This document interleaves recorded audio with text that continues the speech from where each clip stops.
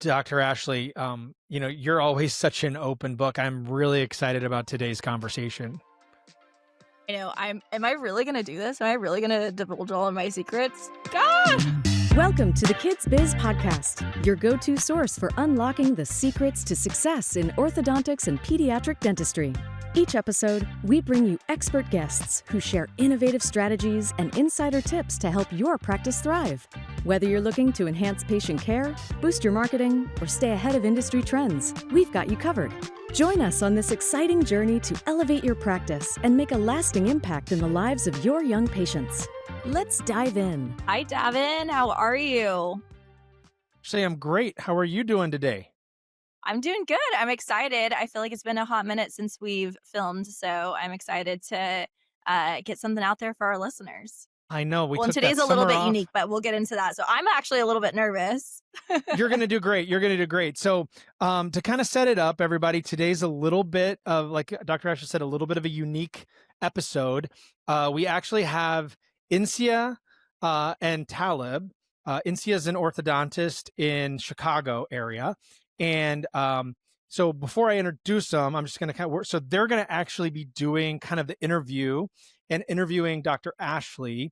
They've been listeners of the podcast, and actually, so guys, I would love for you to kind of just share how we got here. How did you connect with Dr. Ashley? Tell us a little bit about your story. Yeah. So we listen to the podcast all the time. We love it. And we follow you on social media. So we reached out just to, pick your brain a little bit further. And Dr. Ashley was so responsive and invited us onto the podcast. And we're just so excited to just talk with her and ask her questions. Yeah. So it'll be really fun. Yeah, I feel like people ask me all the time about my startup. So it's actually good to get it on recording so I could always reference it back to other people as well. Yeah, that's what I was going to say. So people reach out to Dr. Ashley all the time after episodes. Hey, dig into this piece a little bit more or whatever. And so we'll just record with all the questions that, a lot of people have, and then we'll just put it out there for everybody. So I'm going to kind of just moderate today. I'm going to turn it over to Incia and Talib, and you guys take it away. All right. Well, okay, let's start here, I guess, right? Yeah. Okay. So first question, what percentage of your ortho patients come from the pedo side of the practice? And has that changed since starting the office until now? Great question. Okay, so I had to actually look this up with my COO to make sure I had accurate numbers for you. So 51% of our ortho starts come from the pediatric side, which I think is actually a huge number. And I don't know those numbers prior. That's what it is now. But obviously, I'm sure it's a buildup with pedo. It takes time to kind of build that pool. And so I'm assuming that, it's not always been 51%, but we're 4 years in now. And I think 51% is a pretty powerful number to why the pedo-ortho model works. And, it really takes off the pressure from having to have outside referral networks. The referral game is just not what it used to be. And you don't need to rely on those general dentists because you've got your own in-house feeder. You guys are, sorry. I mean, that must really take the stress off the referrals because, we've had a practice for 1 year now, and we have found it very challenging to get doctor referrals. Yeah, and I use Panishi as my startup consultant. Anyone that's familiar with Panishi, she's really dives into the referral and, doing the multiple things and doing the gifting and all the things. And I did that. I literally did every single thing in the very beginning just to be all right, let's just see what works. And it wasn't that successful for me just because there's so many older doctors in this area that have relationships built. So why are they going to choose me, that someone they don't know versus someone that they've, go play golf with on the weekends. So I have done a lot of non-doctor or non-traditional type of referrals. I rely on a lot of myofunctional therapists. We're a little bit more in the airway space. And so we do rely on kind of non-traditional forms. really leaning into like pediatricians, things like that. So we do kind of lean into that referral network. But when we were first starting our business, it was direct to consumer all the way. Okay. And you did start as orthopedo. Yeah, day one, we started at pedo-ortho. I had so before I went to ortho residency, I killed myself in dental school and I was like, I need a year off. I wanted to get married. I wanted to enjoy my life. I did not want to feel like I was in the hustle and bustle of everything. And I was not planning on doing this, but I moved back to my hometown and I exclusively worked doing pediatric dentistry. And at the time, I had no idea that that was like going to benefit me in so many ways. Because, in dental school, you learn a little bit about pedo, but it wasn't a whole lot. I went to UCLA and it was just like, I also was like, I'm doing an orthodontist. So like, I don't need to learn this, like pass it off. Oh, I'll do the sealants, like I just wasn't like I wasn't hungry to learn it. And so when that year I really had to like jump in and kind of figure it out. So that was really good to have like that background knowledge because as a business owner, I'm the sole business owner. We have pediatric associates. We're on our second one now. But I'm the business owner. I have to make the decisions and really guide the team. And you're going to have help with the pediatric dentist and you want them to feel like they, at the end of the day, have some decision making because, they are the specialist. But I think we have kind of have a philosophy and we're trying to find an associate that aligns with that philosophy. Yeah, that's great. Yeah. How did you find your pediatric associate? Is it someone you knew from word of mouth or you just put ads out? Yeah, so our very first pediatric dentist was a referral from a friend and it just worked out beautifully. He was on the side, in pediatric dentistry, the whole tongue ties, lasering the tethered tissue has gone really, really big.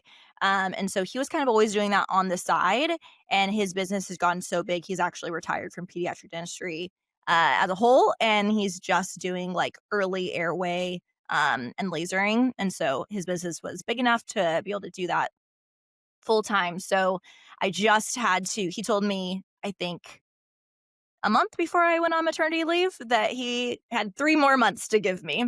So that was fun to figure out during maternity leave. Luckily, the person I did lots of interviews, it ended up being a friend of his. And I feel like there's just always, when it comes to associates, like, you could do so many interviews, and I'm sure you feel this way with employees, but like, you really don't know how someone's going to practice, what their attitude's like. Everyone's always on their best behavior for like a working interview. So I feel like if you can be fortunate enough to get a referral from someone you already know, that's going to be the best case scenario. But, if you're not in the world of pediatric dentistry, that can be very challenging. And that's what I found for myself. Like I'm in the ortho world, like, some people know who I am. And so when I post even for maternity leave, I get like 15 hits of like, I can help you. I can help you. And then when I needed help on, trying to find, it was like crickets for pediatric dentistry because I'm just not in that industry and in that world. And so I've definitely like learned my lesson. So I'm now going to pediatric conferences. I'm like getting involved in the pedo world because if my business model is going to be this dual pedo-ortho, like I need to be connected in the pedo world as well, just not be exclusively in the mindset of only making colleagues on the ortho. So yeah, that was kind of a rude awakening. And I'm like, all right, because I'm sure a time will come where we're either expanding, I need another associate, associates, unless if you don't give them, some piece of the pie, they're going to probably, eventually make their way to do their own thing as well. So yeah, I'm definitely have my eyes open that I need to kind of be networking, more on the pedo world as well. But how I was finding, obviously doing Indeed, that wasn't that successful. I joined all of AAPD, putting it all on their forums. I even posted it even in all of our orthodontic, because there's not a lot of pediatric like Facebook groups like there are in the ortho industry. And so I even posted them there just I'm like, maybe you have a friend that's a pediatric dentist that's looking. So I really posted it everywhere and anywhere. And it ended up still just being a friend of a friend. When you did post it everywhere, how many interviews did you have set up? We did probably about 5 FaceTime interviews, and then I think I had 3 in-person interviews. Okay. It's a good amount. Yeah. Okay. And That Can sounds I pretty- hop in with a question there?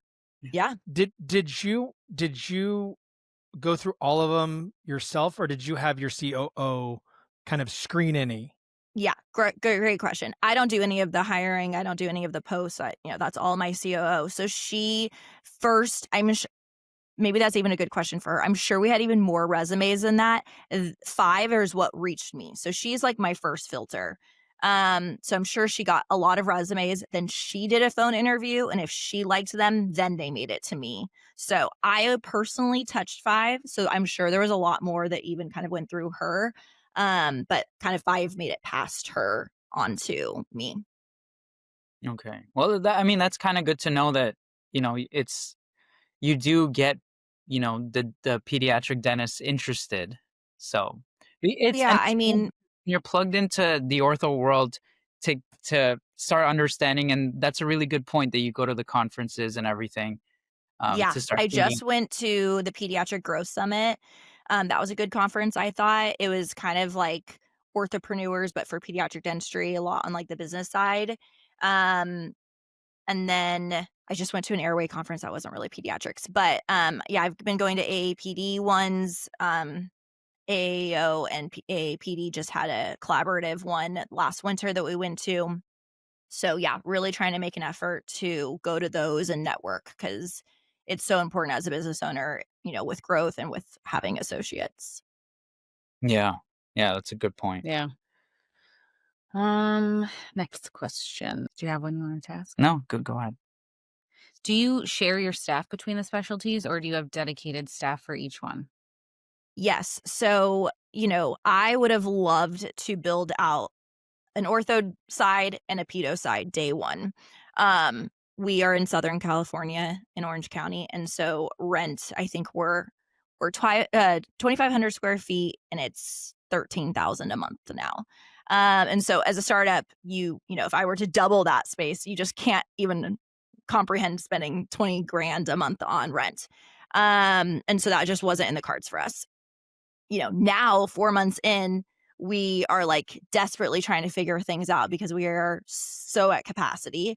But because we don't share, or we share the space, we share the staff as well, so that they are employed with us 5 days a week. Because I don't know how you guys feel. I feel like it's very important to have your employees solely working at your office.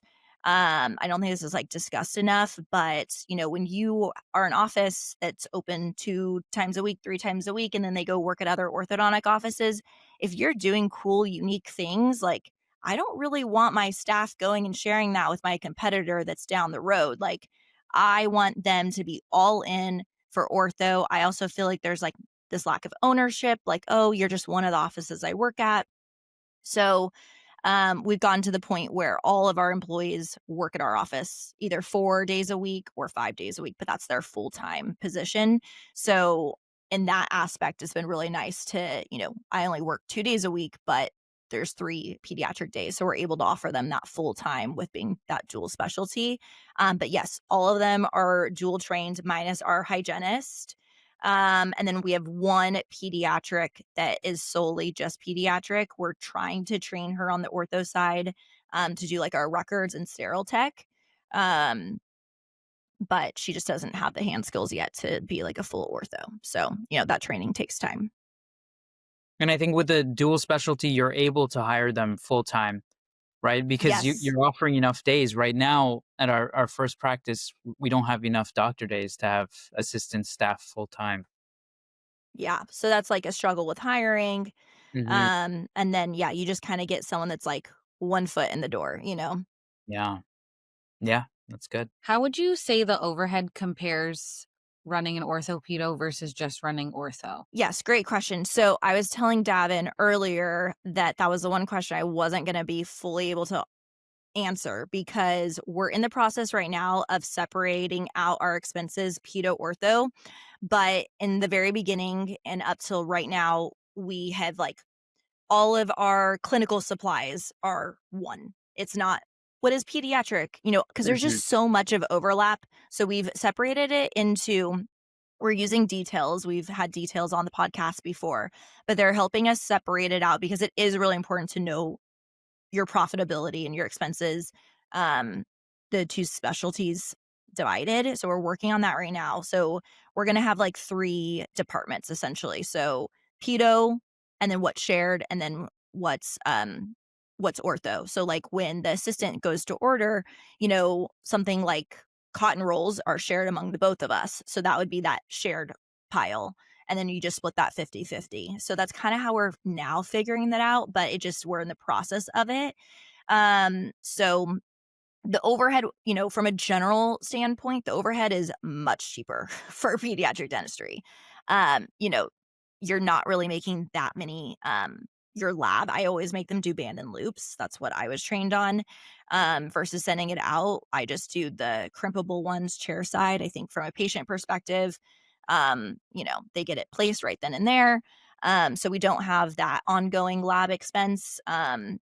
Maybe we do some TPAs, lower lingual holding arches from time to time, but it's just compared to the ortho, I mean, your lab expenses are close to nothing. You keep some aesthetic crowns on hand, but it's just like so much cheaper than when it comes to ortho. Your biggest overhead is going to be your associate expense, and then obviously your payroll. But I think of it as a win because we're able to offer them that full-time position. Mm-hmm. Yeah, and I think if you can share that rent overhead, that's really big. So in Yes. 2,500 square feet, if you're running 2 specialties, that's good. We're also about 2,500 square feet just ortho. Yeah. Which is a great size for an ortho practice, but you just can't run them side by side. We did in the beginning, because again, like we didn't, I couldn't fill 5 chairs first year as a startup. But now we can't share the space. We're just too busy individually on our days. What would your next step be? Would you find a bigger space, or would you separate the 2 out? So I probably I wouldn't like find a whole new bigger space right now. We spent like $1 million on our build out, so on TIs. So I am like gonna live in that for as long as it looks relevant. And then yes, that's a really great question because I ask myself this all the time. I don't know how it is with hiring in your guys' area, but right now it is just so hard to find staff and to find more front desk, to find like double our clinical staff is like impossible right now. And so we're looking at new areas versus the same area. We live in an area where it's like very hard. You can't make $25 to $30 an hour and have $3,500 in rent each month for an apartment. So, yeah, great question. It's a question mark because I don't have the solution. If we had staff, I would separate it out. Ortho would be up where my main thing was, and we'd have pedo in another location. But I just, we could barely stay fully staffed with our current growth in one location, much less 2 in the same location. So, but I think the advantage to having both in one place is your patients are familiar when they come in. They come in for pediatric and they're coming to the same office for ortho. They know the space.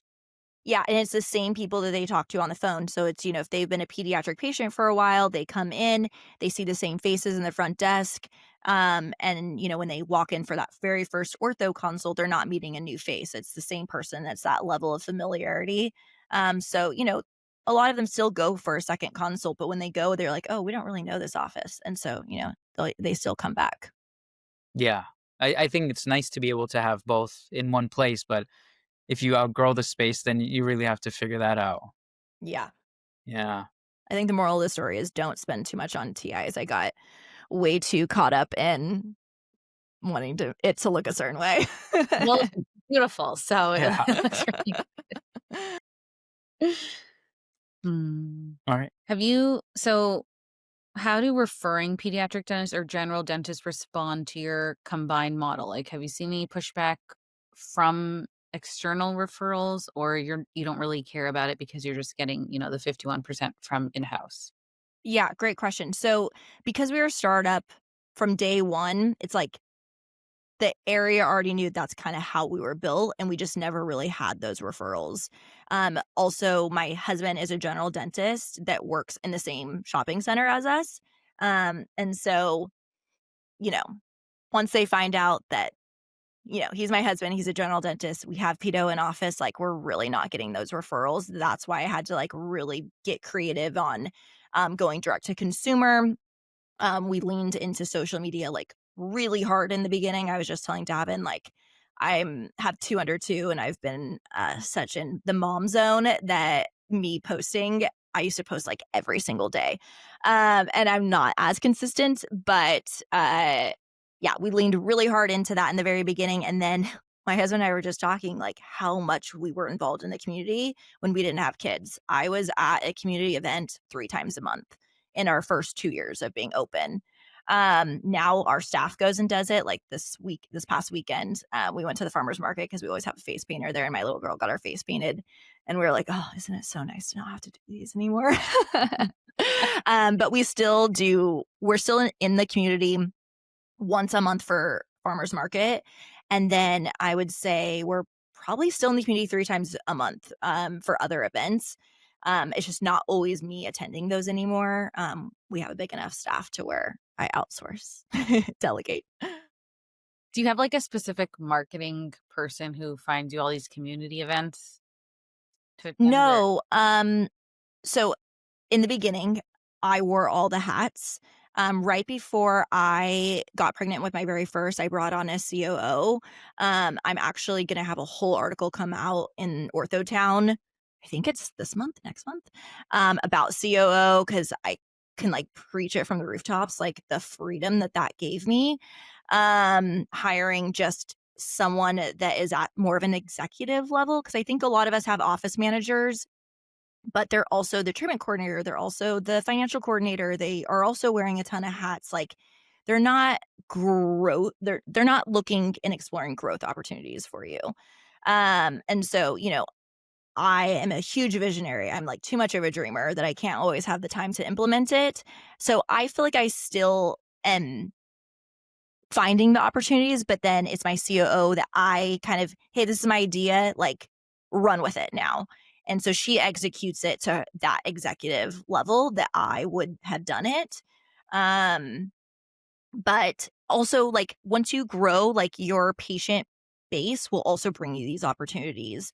Right now the biggest thing that just landed in our laps is the PTA president this year is a mom and currently in treatment with us. And she just told me, and I went into my CO and I was like, text her immediately and ask her what opportunities there are for us. That was a Monday. That Thursday, we were at the jogathon where every parent we were there for 2 days passing out water bottles. And so it's all about the people, the connections you build. And that's why like you need to be in the community. You need to be doing all the things and making those connections. I mean, I can only imagine when my kids are of school age, like what more doors will open for us. But in the meantime, yeah, it's building connections. And then the more that your patient population grows, those opportunities will come to you, because I literally tell my patients, like, I do not say no. I fall into the category of you got to spend money to make money. Like I always say yes. Like, how much of a donation do you need? Got it. What do you need? Got it. Yeah. Like, so I feel like my patients know that. And so they come to us with a lot of opportunities. That's awesome. So how did you structure your pay for the pediatric associate? Like, did you kind of see what the market rate was, or did you try to be a little more competitive, offer different Yeah. incentives? That's a great question. So it's different now than what it was. So when we first started off, this was in 2020. So I feel like doctors got paid a little bit less then. I don't know, huge inflation. So all of a sudden I feel like doctors are making so much more. But it was $1,200 4 years ago. And that was kind of what I was getting paid at a DSO as an orthodontist. So that just felt fair to me. And then obviously he had a percentage, but he was never making the percentage because we were a startup. He would like, oh, yay, we saw 4 patients today. Like it just took time to build up to that. So you're definitely running at a loss for a long time. And then I want to say his percentage was then 33%. And then it got to a point where he was taking home too much money, in my opinion. And the percent, like it was like, okay, well, all of a sudden he was making this percentage and it never accounted for the huge loss that we had the whole time we were a startup, And so I was like, hey, like, we're going to have to figure something out. I'm comfortable keeping you at your percentage. But my husband has always said, like, my husband's general dentist, he's an associate, he has an own as well.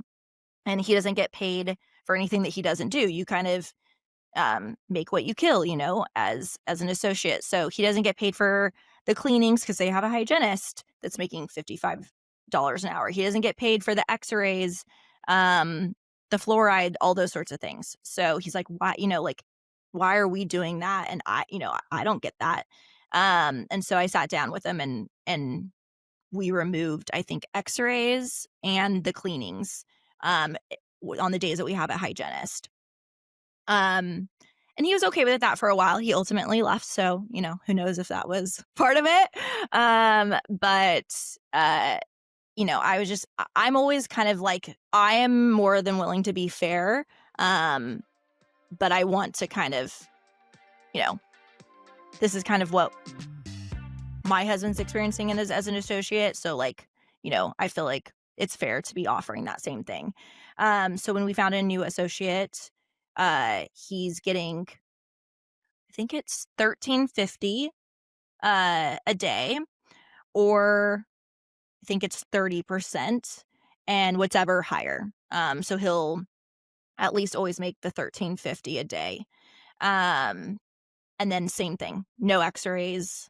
I need to go back and look at this. I think it's no x-rays and then no cleanings on the day that we have a hygienist, because there's one day where we don't have a hygienist. He's there and he's responsible for doing the scaling. So it's only fair for him to get paid for the cleanings. If you're like most orthodontic and pediatric dental practices, you're probably struggling with oral hygiene compliance, observation conversions, and an increase of shoppers, especially among young patients and their families. In my practice, Wild Smiles makes converting observation and phase 1 patients easy. Young patients and their shopping families value a personalized experience. When I first added Wild Smiles to my practice, they made inventory and reordering easy, and they even led our team through simple instructions on integrating Wild Smiles into our existing systems. So we saw an immediate success. Grow your early orthodontic patient population with Wild Smiles to combat boring traditional braces and expensive phase 1 aligners. Check out wildsmilebraces.com/doctors to choose the customizable easy start kit that's right for your practice. Mention code KiDDs to save 10% off your first order. So before, initially, you were giving that percentage on anything that happened on the pediatric side? Yes, it was like anything.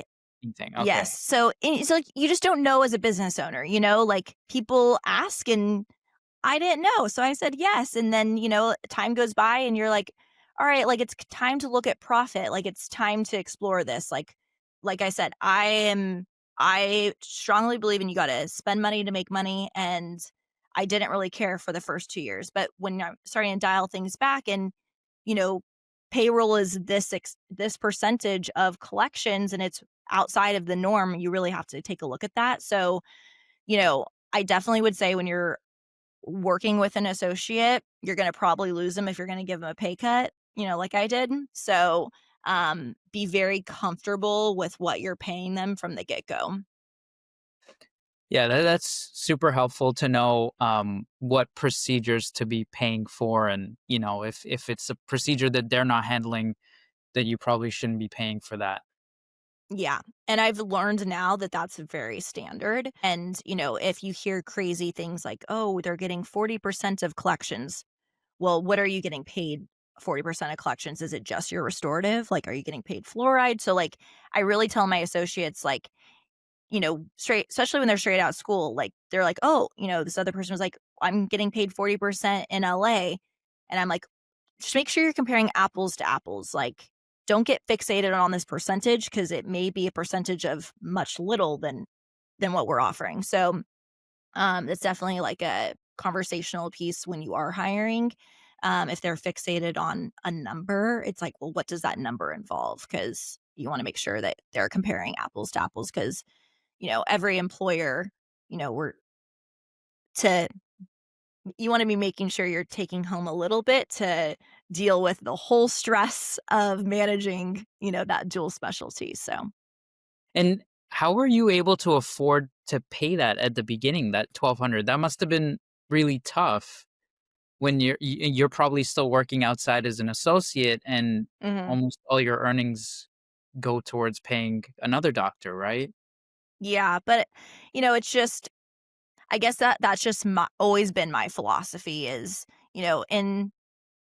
we spent 12 years going through school. You're not making anything. Like, for me, I'm just like, put your head down, grind, like it will come back. And we're in our 4th year and it's come back. Like, I'm driving my dream car. We have a full-time nanny. Like, I only work 2 days a week. Like, so, everything that I thought would happen happened. So, I feel like I hear other friends and things like that they want to wear all the hats. They don't want to pay for this. They don't want to pay for that.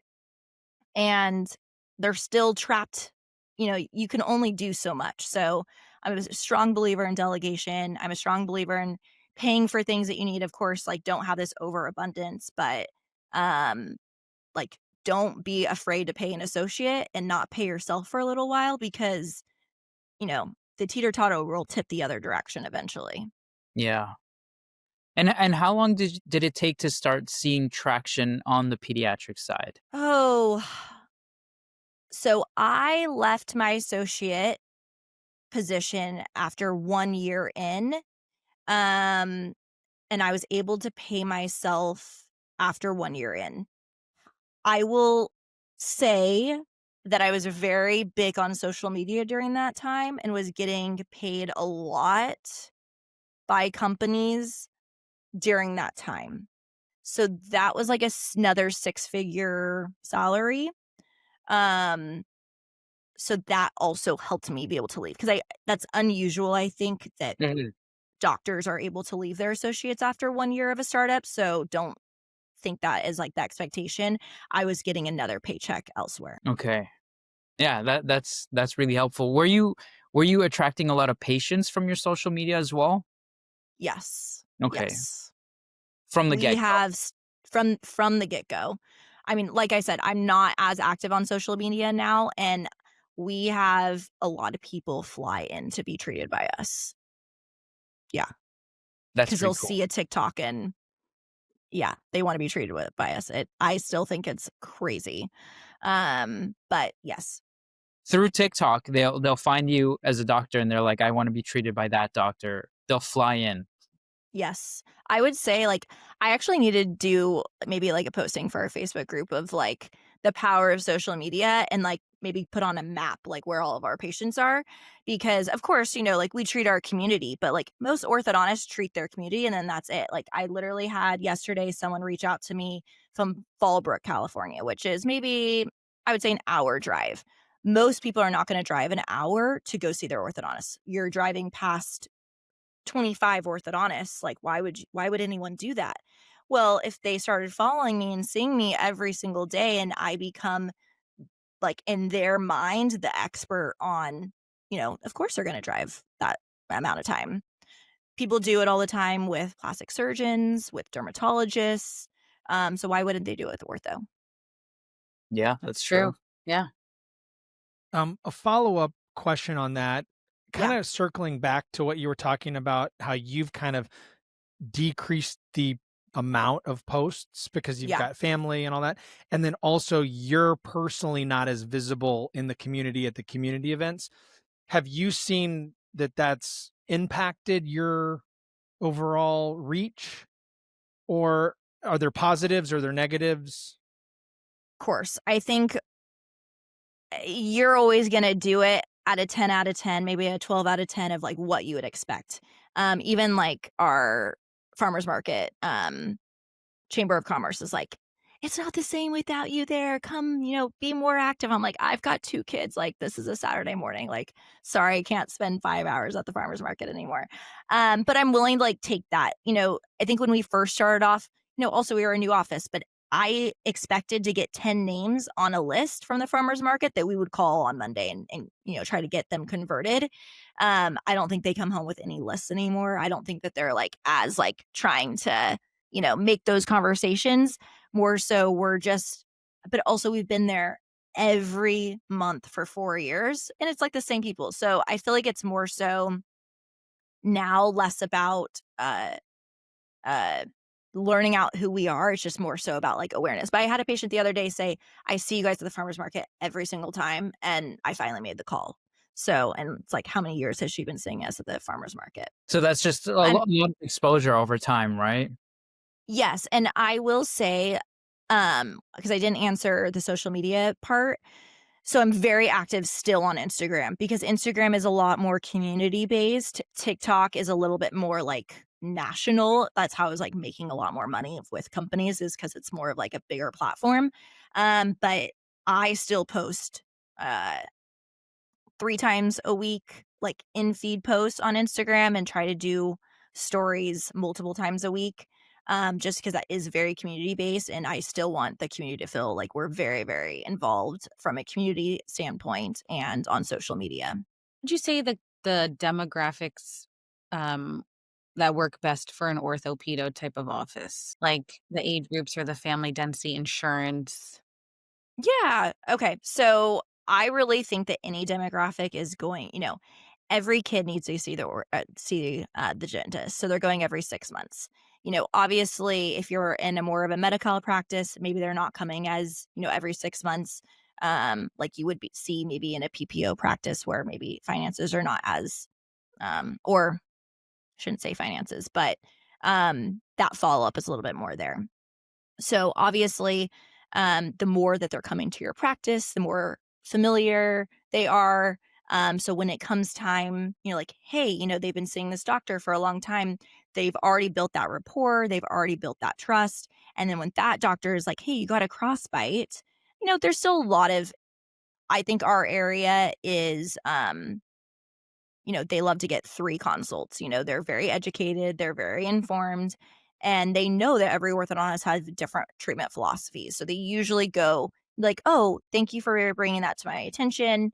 So they'll still go get other consults. But I think what drives them back is that familiarity of, Marsha's the one making those follow-up calls, which is our treatment coordinator, which they know her from the pediatric side. So it's just, I think that that's kind of like that final layer to drive them back to our place after they've feel fully informed. So I think with pediatrics in a startup, you're going to be getting a lot of new families. It's very important. We started off in a new community.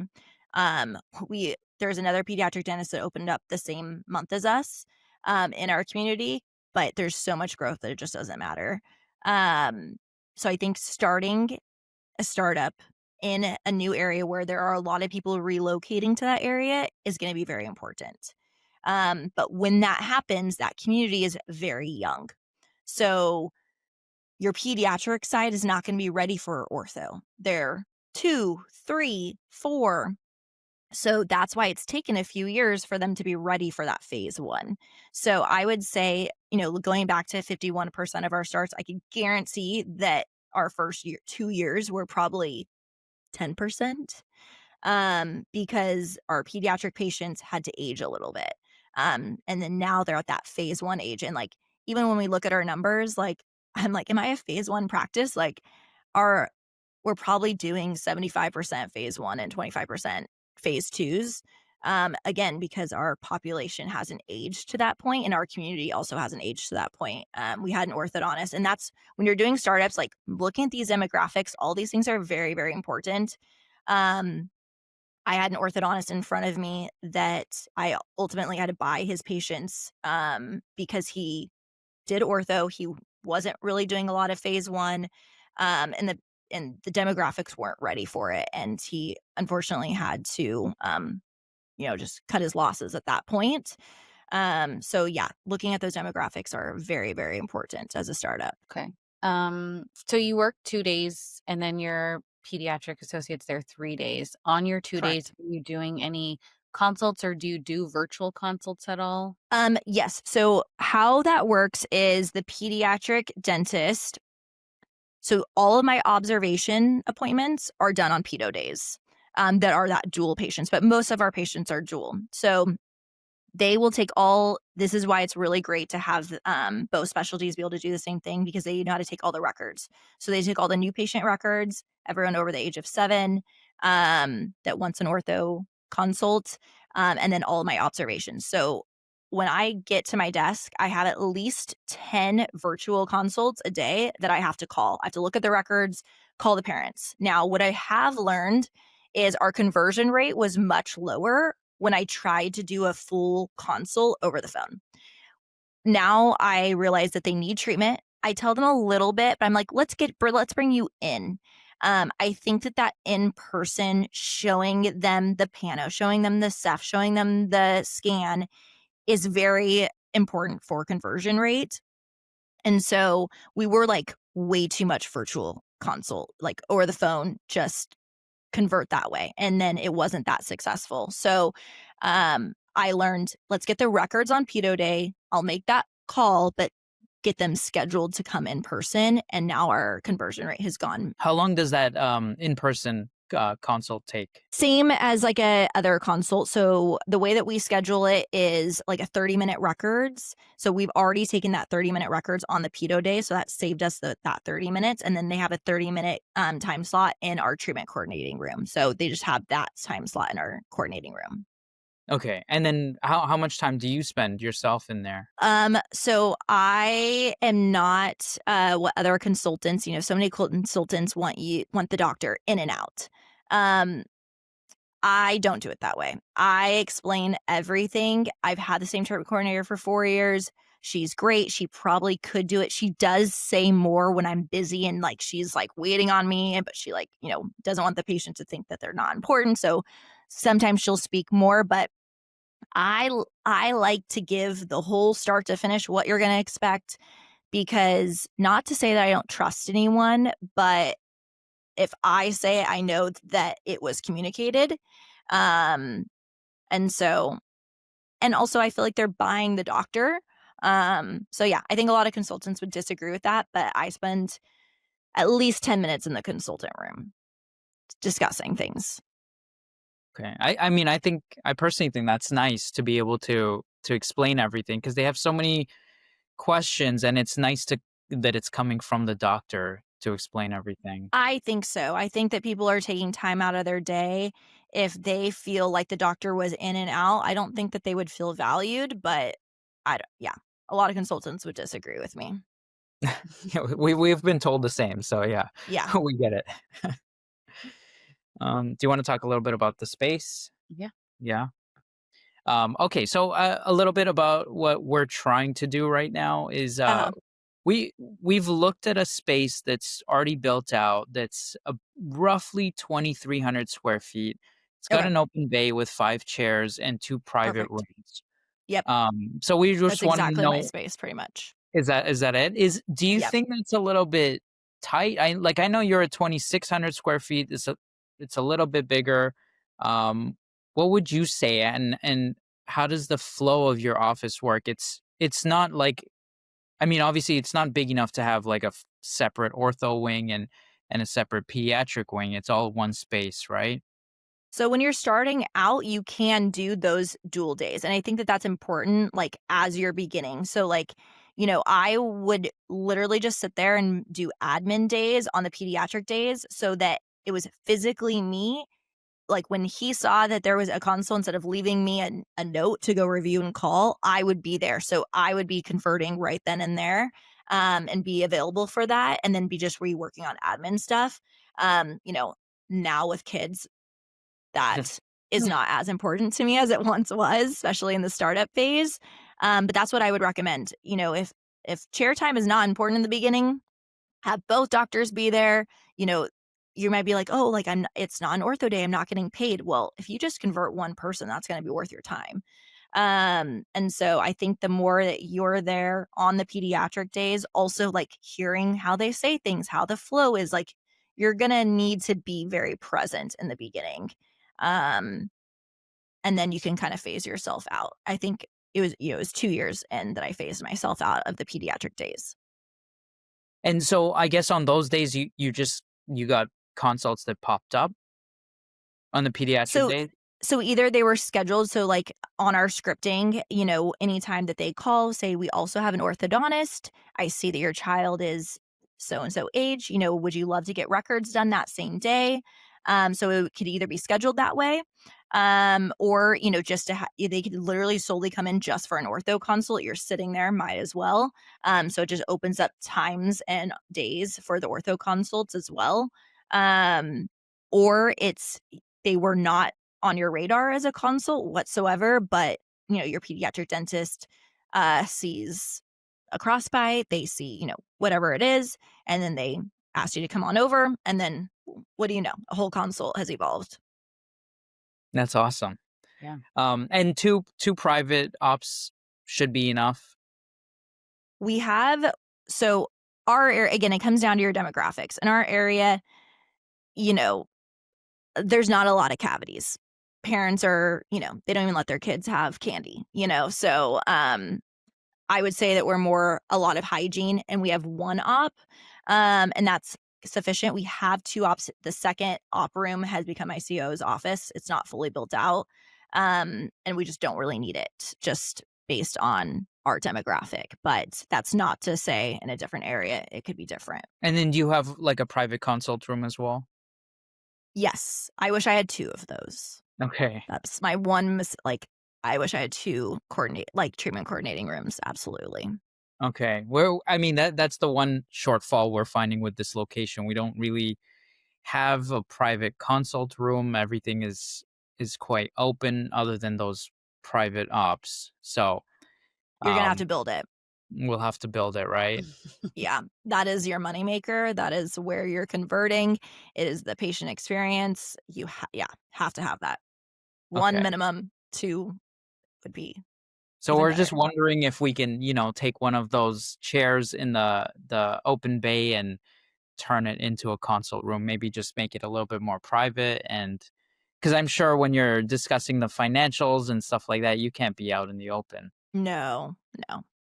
Yeah. I look at your demographics. Like if you're in a high socioeconomic area, 2 ops may be too much. I would do some due diligence. I would go visit some pediatric offices, see how many ops they have.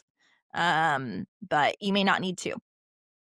We also do a lot of SDF. We're like heavy into SDF, and that's all done at the chair. So, that prevents having to do a lot of fillings. So it just kind of depends how your pediatric dentist works and operates. But we are like every kid. You see a lesion, SDF. So it might be worth converting one of those private ops into for a treatment coordinator. Yeah, definitely in the start out phase, you're not going to need 2. So you might as well convert it, and then if you need it later on, then figure it out later. Okay, that's good to know. What's making you more money? That's what you do. Yeah. What sort of marketing strategies have been the most effective for both ortho and pedo? Like, did you have your associate going out to community events as well? Or was it just... Yeah. So I would say maybe he goes to like half of them with me. So I would love to have him there at all things, but just sometimes like they're in the middle of the day because we're going to a preschool and it's a pediatric day, so that needs to be me. I'm not going to take my staff away from money-making procedures, so I will just go myself. So it kind of just depends on what day it is, what the situation is. But yeah, we don't always go together.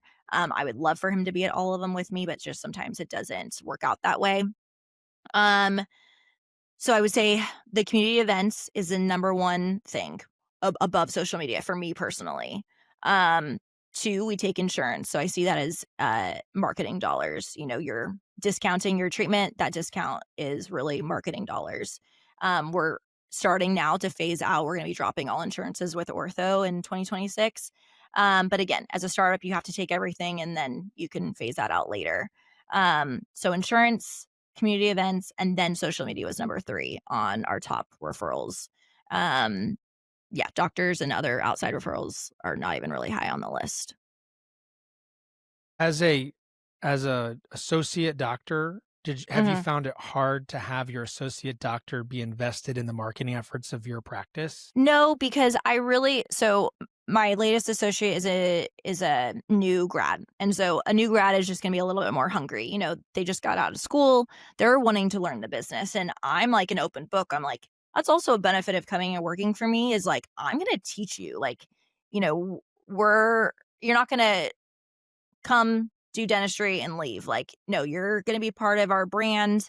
And you're going to learn so much. And you're going to be learning like a ton of things that most other pediatric offices don't do. So that's also kind of another selling point. But he wants to come.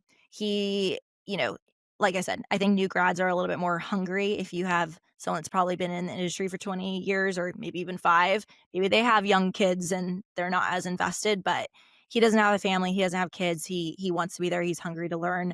And also if you have them on a percentage, again, like the more marketing they're doing, the more conversions, like it's only a selling point. Like, you've got to be in the community if you want to make more money. You're in a sense kind of profit sharing.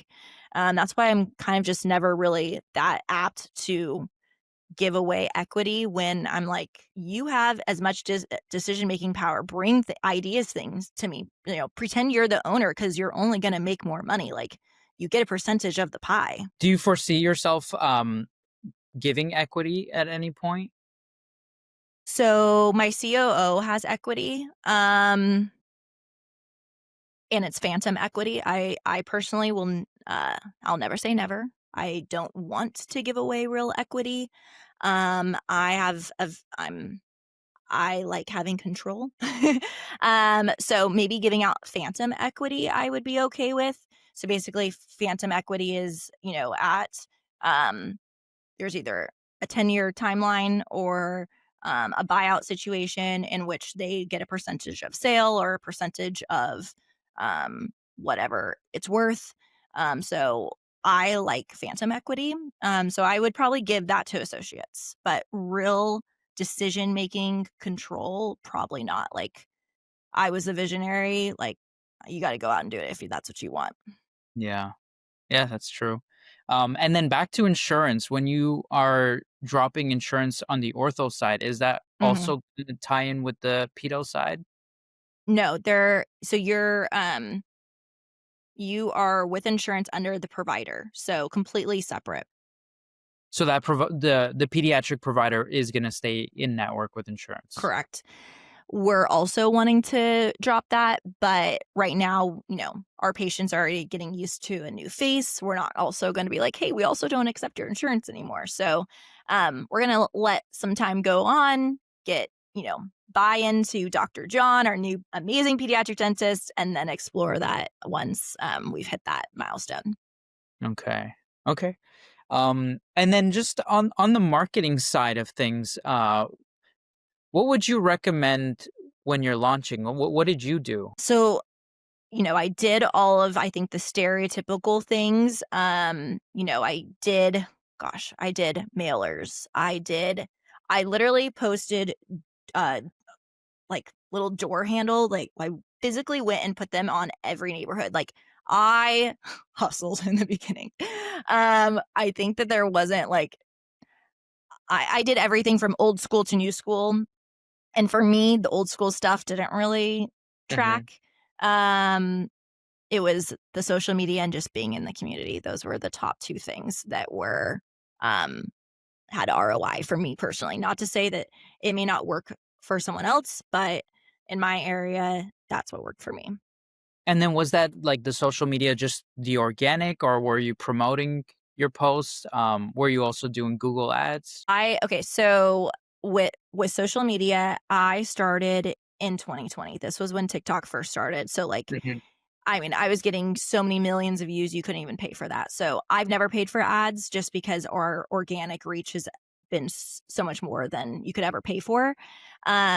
Today's world is much more different. So saturated, every orthodontist has a TikTok now. So, you're not getting millions of views. So maybe if you're starting out, you do want to pay. I just don't have that experience of paying. I did do Google ads. Like I've done HIP. I've done, I think with my marketing group, like who did my website and things like that. I've literally like threw everything at the wall to see what would stick. And for me, you're spending like $7,000 a month, and I didn't see any difference in numbers. So I think also just comes down to who your community is. Like where we are at, the community is very community based. And so you have to have a presence and your face needs to be out there. So I don't know. Maybe I'm wrong in other areas, but in our area, you have to be showing your face. Okay.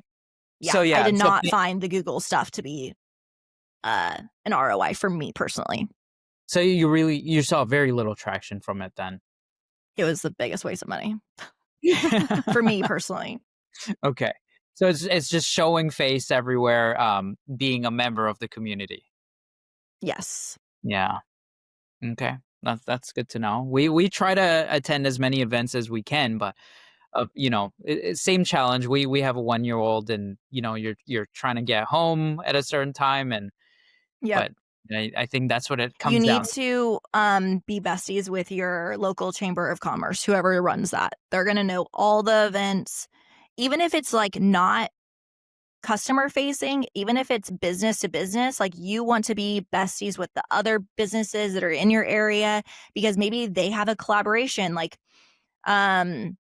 yeah, I do collaborations all the time. And like, again, I don't have to think of these. Like people come to me because they know that I'm willing to do anything and everything. Like I just had a real estate agent.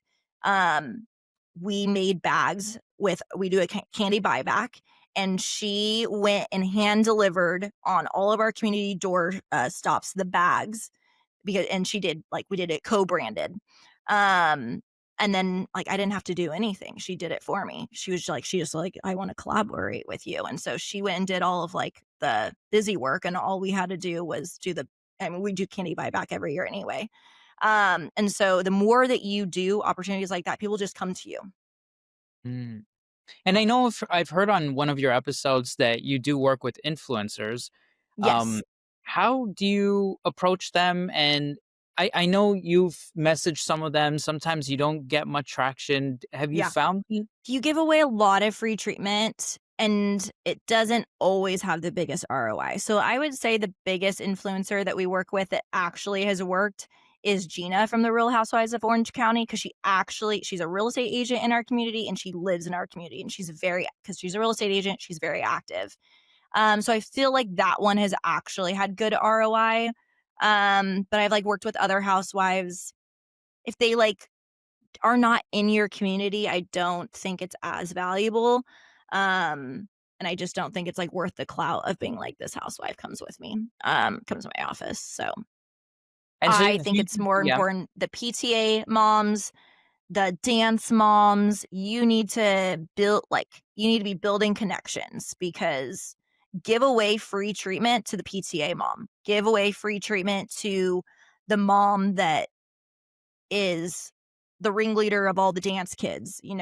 That's more so what is successful. I call them And community leaders. when you say the That's PTA the mom, real influencer. would Yeah, you be go ahead. doing their child, or for the mom, No, their children. their I children? mean, I would treat them too if they wanted it, but it's mostly for their kids. Okay. Yeah. So apart from that one mom who was on the PTA that came into your office, have you reached out to schools or the PTA, and how have you been able to connect and contact them? Yes, I have reached out for 4 years. I get no, because they're already working with another orthodontist because their kid is in that grade. They knew the PTA. Like, it's all about connections. So, yeah, even with preschools, it's crazy to me how hard it is to get into a preschool. So yeah, I think when I had kids, a lot more doors have opened up. The pediatrician that I go to now, I got this from Dr. Christina. I need to give her kudos. She told me that she got bibs made, like the nice silicone bibs. And I don't like heavy branding. When you're giving stuff out, no one wants their kid to be saying pediatric dentistry and orthodontics. Like, no, get a cute logo, make it cute, and then put your brochure in it. Okay. It does not need to be this huge brand because they're not going to wear it. Okay. So we have a cute smiley face and the little Soko, and then we put our brochure in there. So I got these bibs made, and that has been like the best thing. Every people are calling us, hey, your bibs ran out. We want more. The pediatricians, new mom schools. Oh, these are huge. New mom schools and like mom walking groups. Yeah, they all literally call us. Like, when has everyone called you to be like, hey, we ran out of your brochures? Like, they want the bibs. So that was like kudos to Dr. Christina. She's been on the podcast here with us. That's Dr. Christina Carter. Yes. At Carter Smile out in New Jersey. So she's great. Davin for the full. Yeah. I got to make sure, give her full credit. Well, yes. You guys, this has been, I think, a very enlightening conversation for our listeners. Dr. Incia and Talib, thank you both for being willing to be vulnerable and ask questions. Dr. Ashley, thanks for being an open book. I know you guys, Incia and Talib, you guys are opening a second location here really soon. And I know you've got like this kind of ortho-pedo practice that you're looking to do. So hopefully this information was not only helpful for you, but also for all of our community out there listening that, as you're thinking through, hopefully these are some of the same questions. Yes. And again, for anyone that's dual practice, go on our Facebook group, be able to post on there because it is like a great free resource for other like-minded people that are in similar situations. Yeah. And if I may summarize, I mean, we talked about so much, but I think I took away just listening that you've got to own that you own your business, and you can't outsource that to a consultant or to another employee. I also took away that while you were trying everything, Dr. Ashley, the biggest thing that you did was you just hustled. Yeah. And you can't replace hard work and hustle. You just got to try everything, see what works, see what doesn't work. And so thank you everybody for a great episode. And like Dr. Ashley said, we appreciate it. Thank you. Yeah. This was such a fun collaboration with some listeners, kind of getting people engaged. I love it. So keep engaging with the Facebook group, and we'll see you next month. All right. Thanks, guys. Thank you. Thank you. Thank you for listening to the KiDDs Biz Podcast. We hope you gained valuable insights to elevate your practice. If you enjoyed the episode, please take a moment to leave us a review. It really helps us grow. Want to dive deeper into our community? Join the KiDDs Biz Facebook group for discussions, resources, and networking with fellow professionals. Until next time, keep striving for success in your ortho and pediatric practice.